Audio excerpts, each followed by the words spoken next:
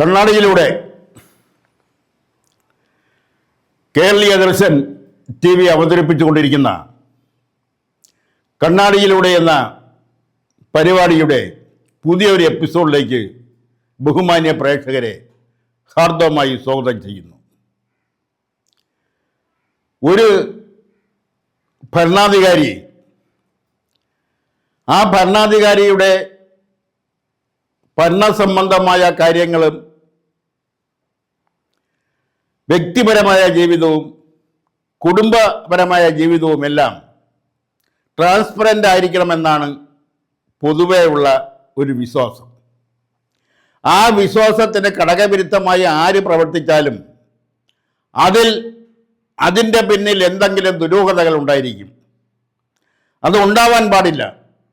അതാണ് ഒരു നല്ല ഭരണാധികാരിയെ സംബന്ധിച്ചിടത്തോളം മുഖമുദ്ര.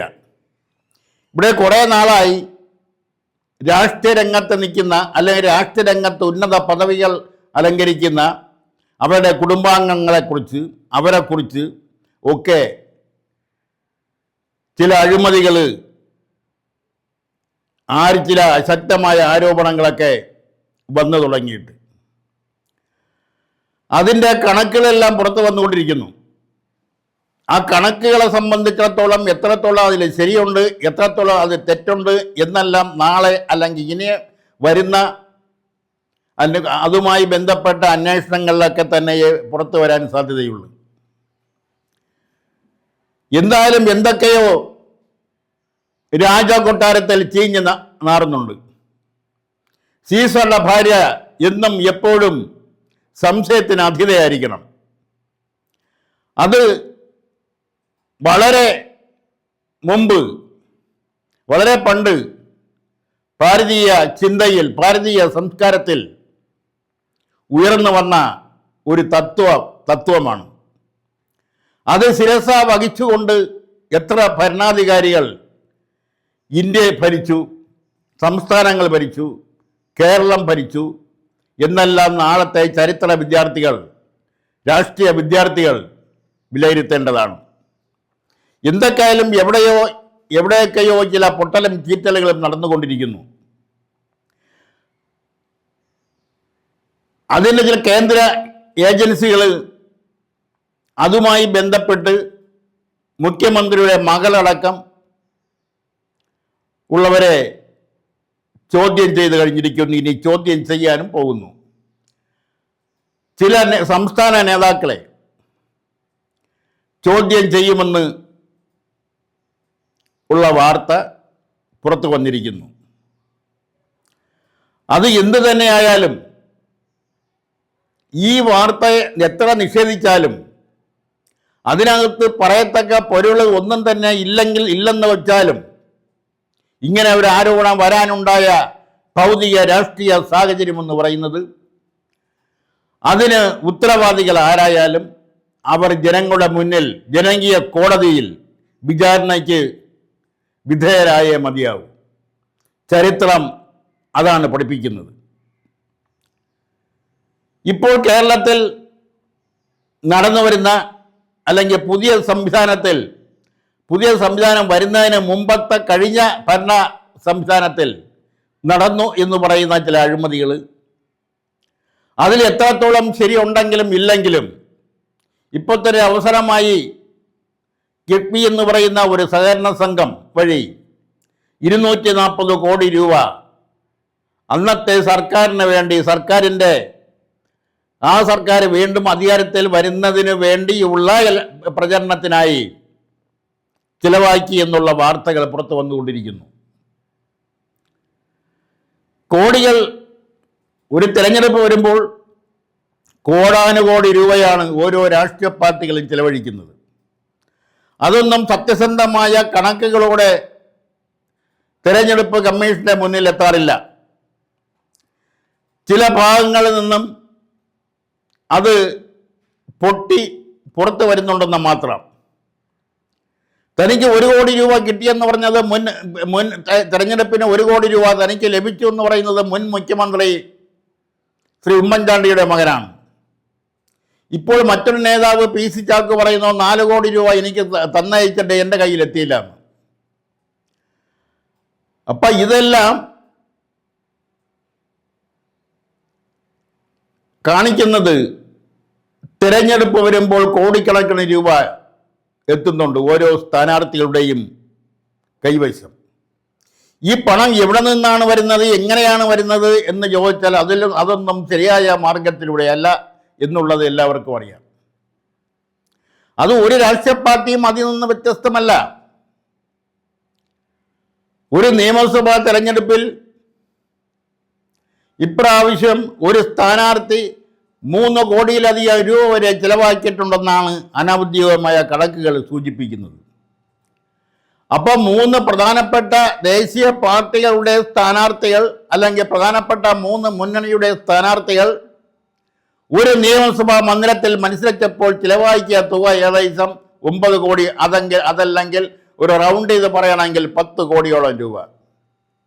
അങ്ങനെ 140 നിയോജക മണ്ഡലങ്ങളിലൂടെ ഓടിപ്പോകുമ്പോൾ എത്ര കോടി രൂപയാണ് തിരഞ്ഞെടുപ്പിൽ വിനിയോഗിച്ചിട്ടുള്ളത്?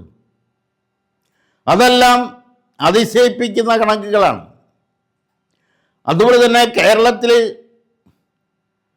ഒരു കാരണവശാലും പൂർണ്ണമായും ഇല്ലാതാക്കാൻ കഴിയാത്ത, അല്ലെങ്കിൽ അതിൽ നിന്ന് പൂർണ്ണമായും മോചനം ലഭിക്കാത്ത ഒരു സംഭവമായി മാറിക്കഴിഞ്ഞിരിക്കുന്നു ലഹരി മരുന്ന് വിപണനം. ഇതിൻ്റെ ഉറവിടം അറിഞ്ഞുകൂടാത്തതുകൊണ്ടല്ല, ആ ഉറവിടത്തിലേക്കൊന്നും അതുമായി ബന്ധപ്പെട്ട അല്ലെങ്കിൽ അതിൻ്റെ വേണ്ടപ്പെട്ട അന്വേഷണ ഏജൻസികൾക്ക് കടന്നു ചെല്ലാൻ കഴിയുന്നില്ല എന്നുള്ളതാണ് വസ്തുത. പലപ്പോഴും താഴേക്കിടയിലുള്ള കണ്ണികളാണ് പിടിക്കപ്പെടുന്നത്, അല്ലെങ്കിൽ തൊട്ട് മുകളിലുള്ള കണ്ണികൾ. യഥാർത്ഥ സ്രാവുകൾ പിടിക്കപ്പെടുന്നില്ല. ആ സ്രാവുകളിലേക്ക് അന്വേഷണം ചെല്ലുമ്പോൾ ആ അന്വേഷണത്തിന് എവിടെ നിന്നെല്ലാമോ തടസ്സങ്ങൾ ഉണ്ടാകുന്നു. ഇത് ഇന്നലെയും തുടങ്ങിയ കാര്യമല്ല. ഇന്ന് കേരളത്തെ സംബന്ധിച്ചിടത്തോളം പറയുകയാണെങ്കിൽ സ്കൂൾ തലം മുതൽ ലഹരി മരുന്ന് ഉപയോഗിക്കുന്ന കുട്ടികൾ, അതിൽ ആൺകുട്ടികളും പെൺകുട്ടികളുമുണ്ട്. മാരകമായ ലഹരി മരുന്നുകൾ അവർ ഉൽപ്പാദിപ്പിക്കുന്നു, അത് വിപണനം ചെയ്യുന്നു, അത് ഉപയോഗിക്കുന്നു. ഇതെല്ലാം ഇന്ന് സ്കൂൾ തലം മുതൽ കലാലയം വരെ നടന്നു വരുന്ന ഒരു സംഭവമാണ്. 10,000-ലധികം തൂഫാൻ കേസുകൾ എടുത്തുവെന്നും അത്രയധികം പേരെ അറസ്റ്റ് ചെയ്തുവെന്നും വാർത്തകൾ പുറത്തു വന്നുകൊണ്ടിരിക്കുന്നു. ഈ ചുരുങ്ങിയ ദിവസം കൊണ്ടാണ് 10,000-ലധികം പേരെ അറസ്റ്റ് ചെയ്തത്. ഇനി എത്രയോ പേരെ അറസ്റ്റ് ചെയ്യാനിരിക്കുന്നു. ഇത് ആ വലിയ സംഘത്തിൻ്റെ ഒരു 10, 15, 20% താഴെ വരുന്നുള്ളൂ. അത്രയധികം വലുതാണ് ആ സംഘങ്ങളുടെ എണ്ണം. ഇതുവരെയായിട്ടും ഈ സംഘങ്ങളെ കുറിച്ച്, അല്ലെങ്കിൽ ഈ മയക്കുമരുന്ന് വ്യാപാരത്തെക്കുറിച്ച് ആർക്കും അറിഞ്ഞുകൂടായിരുന്നു എന്ന് പറഞ്ഞാൽ അത് പച്ചക്കള്ളമാണ്. എല്ലാവർക്കും അറിയാമായിരുന്നു. ഗ്രാമപഞ്ചായത്ത് മെമ്പർ മുതൽ മുകളിലോട്ട് ലോകസഭ അംഗം വരെയുള്ള ആൾക്കാർക്ക് ഇതറിയാമായിരുന്നു. അവരെല്ലാം പലപ്പോഴും അതിനെ കണ്ണടയ്ക്കുകയോ അതല്ലെങ്കിൽ അവരിൽ നിന്ന് എന്തെങ്കിലും പ്രതിഫലം കൈപ്പറ്റിക്കൊണ്ട് കണ്ടില്ല എന്ന് നടിക്കുകയോ ഒക്കെ ചെയ്തവരാണ്. ഇവിടുത്തെ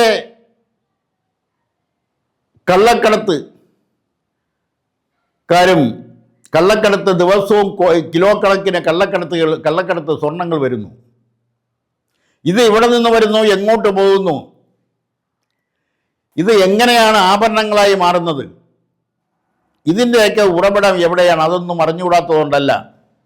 അങ്ങോട്ടൊന്നും ചെന്നെത്താൻ കഴിയില്ല നമ്മുടെ അന്വേഷണ ഏജൻസികൾക്ക്, അല്ലെങ്കിൽ അവരുടെ സാമ്രാജ്യം അത്ര വലുതാണ്. അപൂർവമായിട്ടാണ് പിടിക്കപ്പെടുന്നത്. കള്ളക്കടത്തിൽ വരുന്ന സ്വർണത്തിൻ്റെ 1/4 പോലും പിടിക്കപ്പെടുന്നില്ല എന്നുള്ളതാണ് വസ്തുത. ഇത് ഇന്നും ഇന്നലെയും തുടങ്ങിയതല്ല. അതുകൊണ്ടാണ് ആദ്യം പറഞ്ഞത് ഇത് പെട്ടെന്നൊന്നും ഇല്ലായ്മ ചെയ്യാൻ കഴിയില്ല. അത്ര അവരുടെ ശക്തി, അവരുടെ സ്വാധീനം, അവരുടെ ബലം അത്രയ്ക്ക് വലുതാണ്. അതുപോലെ തന്നെ കേരളത്തെ സംബന്ധിച്ചിടത്തോളം കേരളത്തിൻ്റെ മനസ്സാക്ഷി എങ്ങോട്ടോ പോയി മറഞ്ഞിരിക്കുന്നു.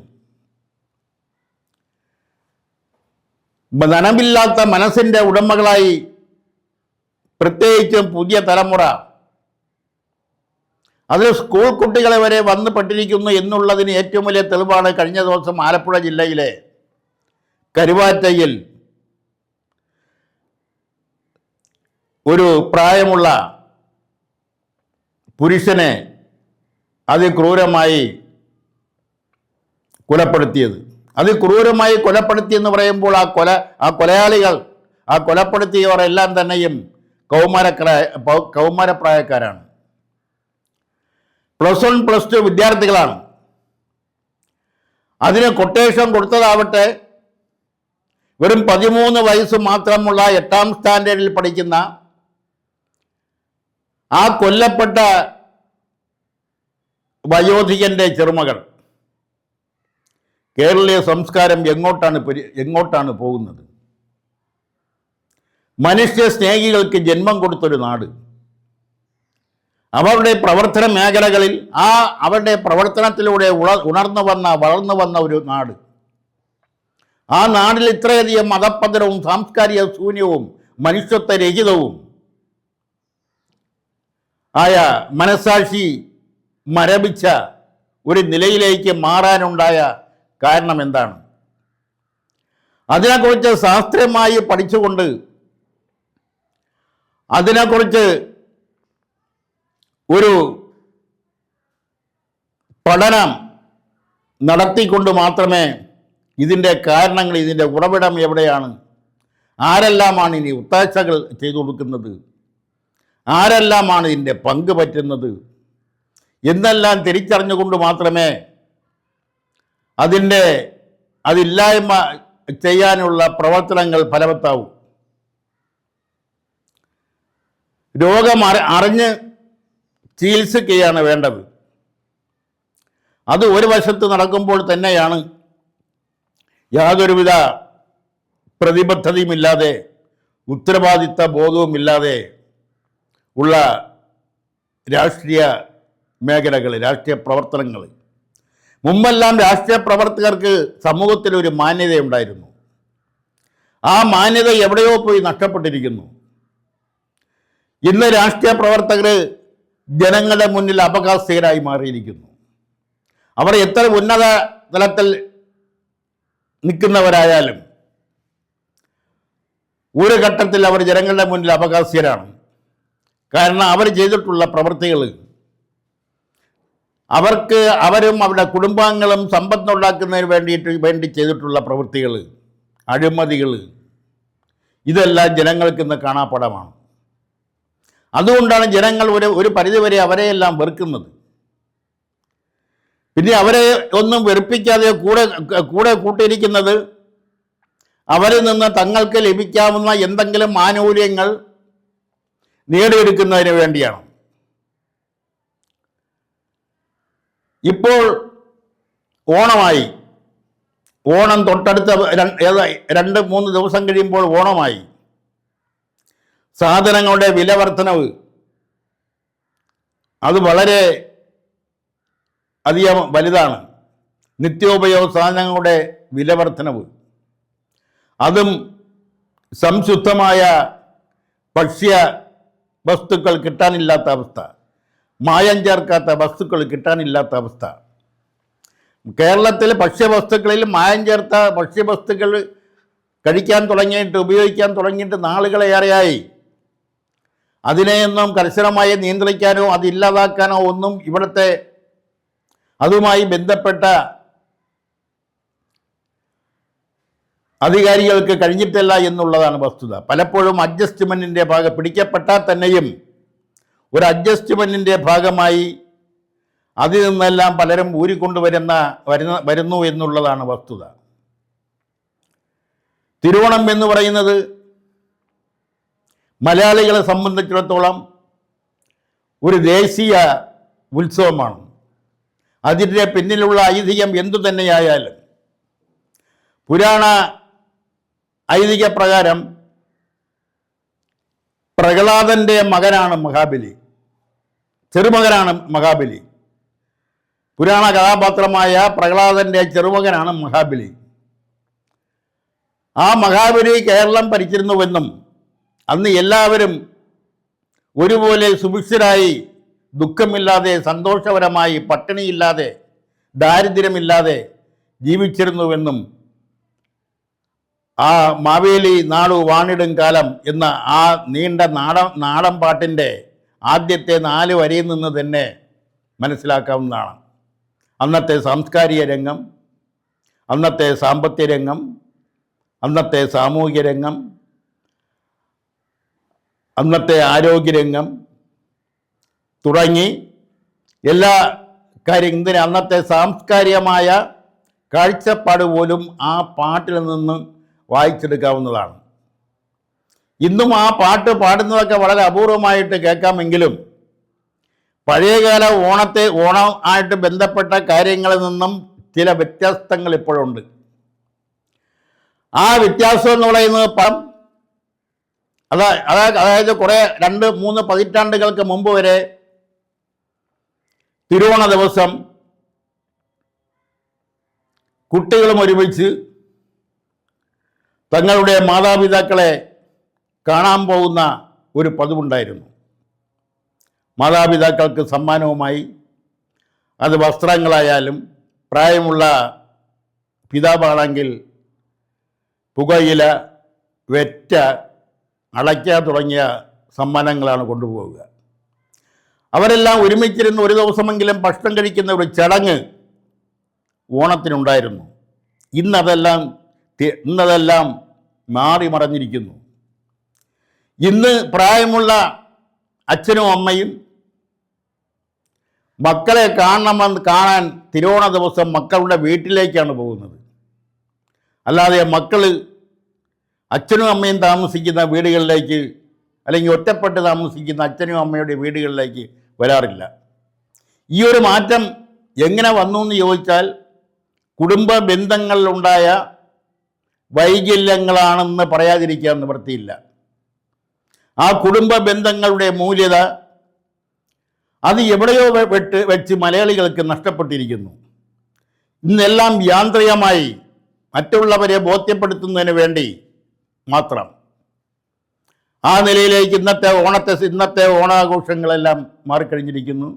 കുടുംബ ബന്ധങ്ങൾ മാറിക്കഴിഞ്ഞിരിക്കുന്നു.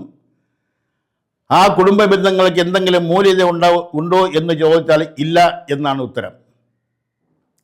ഇനിയും അതിന് ഉടനെയൊന്നും മാറ്റം വരാൻ കഴിയുമെന്ന് തോന്നുന്നില്ല. മക്കളെ ഭയന്ന് ജീവിക്കുന്ന അച്ഛനും അമ്മയും, ചെറുമക്കളെ ഭയന്ന് ജീവിക്കുന്ന മുത്തച്ഛന്മാരും മുത്തശ്ശിയും, അതാണ് ഇന്നത്തെ കേരളം.